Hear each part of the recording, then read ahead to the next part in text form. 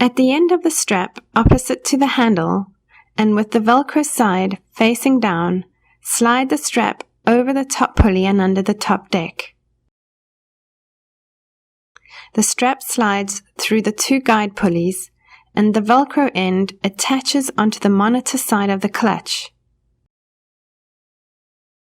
This is the right side as if you're sitting on the rower.